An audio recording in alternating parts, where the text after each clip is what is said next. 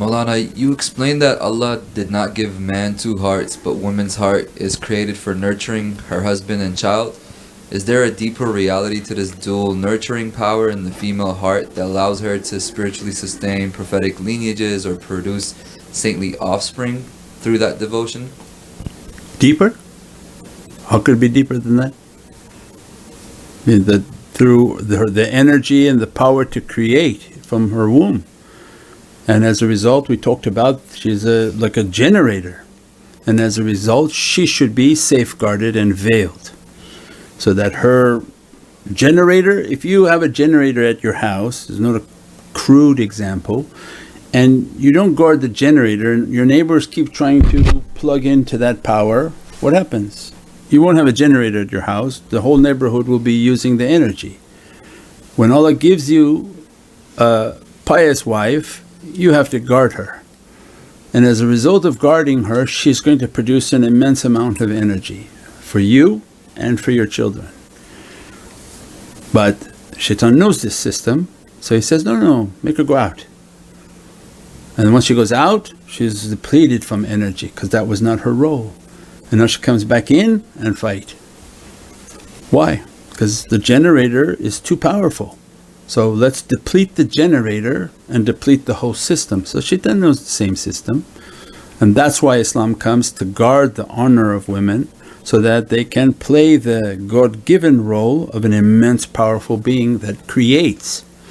They have in their womb the ability to make a heart, make a head, put lungs, and that's when we describe the universe. When Allah says, which one is more complicated to build, you or this universe?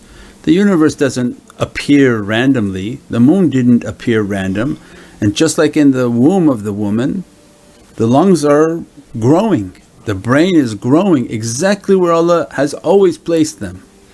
How does somebody have the power to do that? So they have an immense power and an immense gift.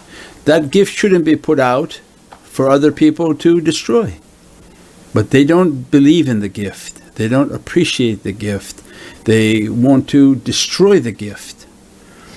So who designs these fashions? That shaitan, remember, his shaitan going to hit you in 6 directions. Who designs these fashions? Men. Why are men designing? Why? Because they're for shaitan and they want to destroy the gift that Allah has given. So no, modesty and energy practices, then people would understand the real power, and that power can fuel the home and raise the offspring. So now they say in this country, in the US, that he wants to now modify that the women should stay home and should have children. They understood, well, that's Sharia.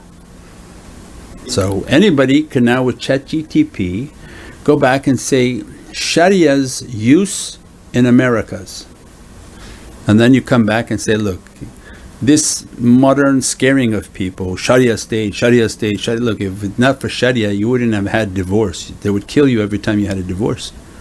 All the laws of this country are based on Sharia. Contract law, family law, corporate law, finance laws are all based on Islam in America. Because America before the British was what? Catholic.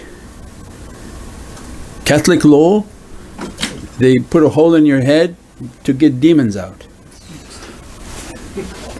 Divorce was by death. You killed the wife if you didn't want her. There was no divorce laws, there were no contract laws, there was nothing written. And when we describe that, so our people can take it, post it and make nice beatific teaching things. Canon law is actually qanun. Qanun means law. So when the Catholics retook Spain, they realized these Muslims had a lot of rules, a lot of laws. They took all of those laws and implemented it into qanun, which was canon law. They came into the Americas with qanun, which was Islamic laws, and all the trade and ijaras and everything that we have in Islam for finance, for trade, for business, for family law was Islamic. They had no system, because the Catholics were ruling, they had no system for asking ijazah. They took from Islamic law that a woman had to give ijazah to be married. You had to go and ask her and she had to give her permission. They didn't have dowry, they were bought like cattle. Dowry came from Islam, that you have to give a certain amount of money and preset that money. You can't negotiate it later. All of these contract laws is Islam. Islam made these lands inhabitable. Now they're trying to make it something fearful and they're going to cut people's fingers off. There's no cutting off fingers, this is all contract law and the law of nature. And now they came back to it. They say, yeah, why did we send all the women to work and we have no more kids? So now he wants to make a tax system that gives you money for having 1, 2, 3 children. And if you have more than 3 children, there will be no income tax for you.